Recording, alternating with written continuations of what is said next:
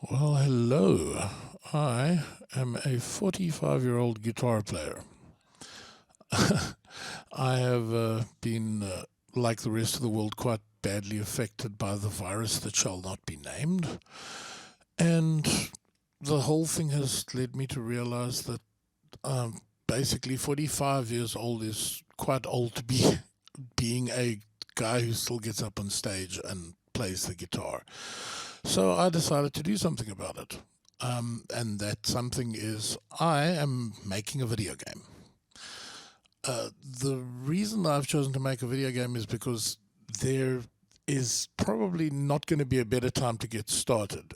All of the tools are free and massively powerful, and they've never been easier to learn.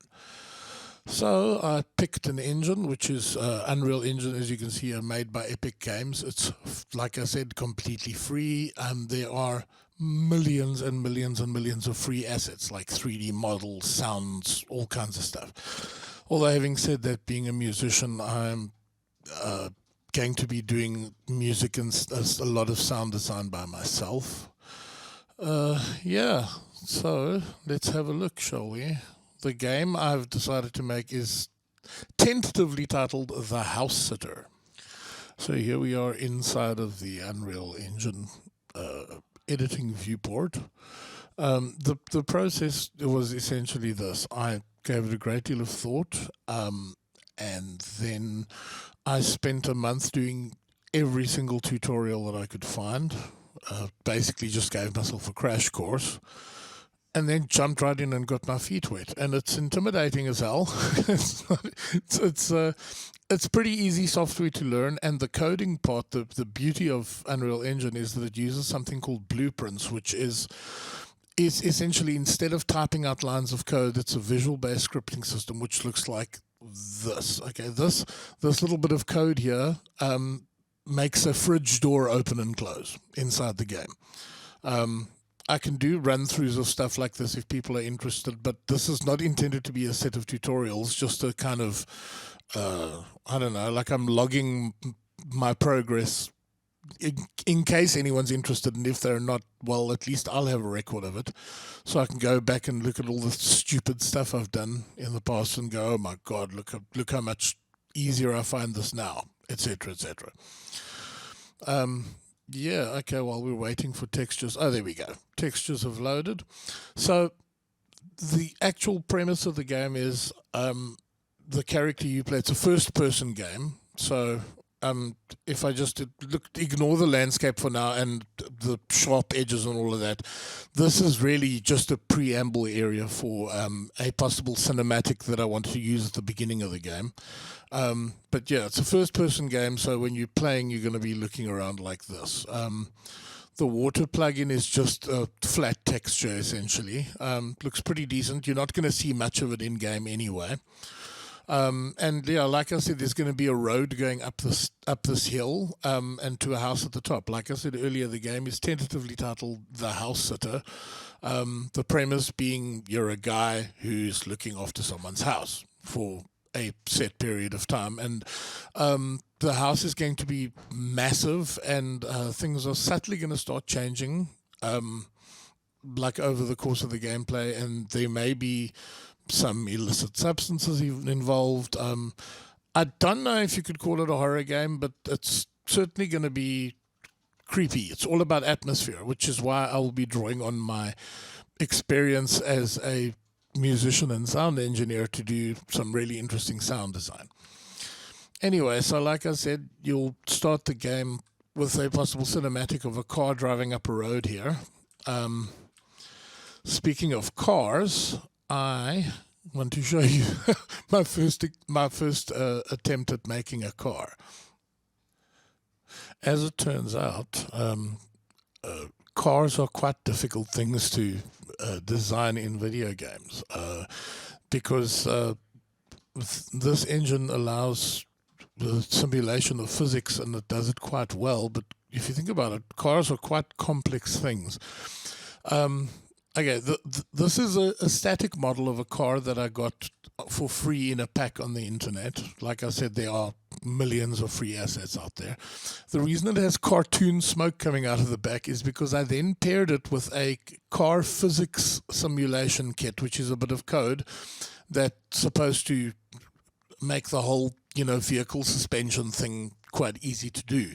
The problem is the model they used was this cartoony car, which obviously doesn't suit the look and feel of the game I'm trying to make. So I thought, okay, well, I'll just take a static model of a car and take the cartoon wheels of the cartoon car, shrink them down, stick them over the wheels of this car, and Bob's your uncle. Well, it didn't quite work out that way because this is what happens. So,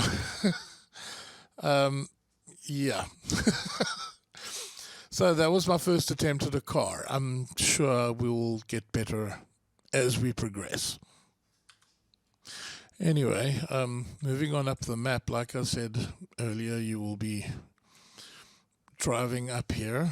Right, am I getting lost on my own map? Yes, I am. There will be a road here. Some sort of expository dialogue, perhaps, while your character is driving their car up this hill. And there's the house. Okay, there's not a lot here, but the thing to remember is that the scale of the view that we're in now is massive. This is a massive area. For scale, here is a mannequin and another car model that I put down just to get the scale of the gate right. The grounds will obviously be quite lush when I get around to it. I'm having all kinds of performance issues with multiple trees all swaying in the wind, slowing my frame rate down. Yeah, that's the other thing. My computer is elderly, which is not helping. Yeah, so here's the house. So what I'll do is I'll give you a virtual tour of the house, what I've got of it so far, and my progress. So here's the house. It's pretty plain at the moment. I haven't worried at all about the outside walls yet. I've done a fair bit of decorating inside, as I'll show you in a second. Let's just do this to full screen it so that you can get a better view. Okay. The doors are animated and have sound effects. Light switches have these nice little red lights on them so that you can find them in the dark. This room is empty at the moment. Here on the left we have a living room. I can't remember where I put the light switch now. Here we go. The fireplace will eventually have its chimney and will be interactable, as will probably the TV. I haven't quite decided yet. I did spend an awfully long time trying to get curtains to animate, but gradually over a series of openings and closings, they'd work their way off the curtain rod and hang in thin air, which was very annoying. So I've shelved it for the time being. In here we have a dining room of sorts. Yeah, the light switches. At the moment, the light switches need to be a certain distance away from the door because they bug out if the collisions overlap. Yeah, let me show you that. These red spheres here are collision boxes. You can essentially only interact with an object if your player character is triggering the collision box, which is how the game knows to display a message on screen like turn light on. As soon as I'm inside that box, the script will turn on, and as soon as I push the interact button, the light will turn on.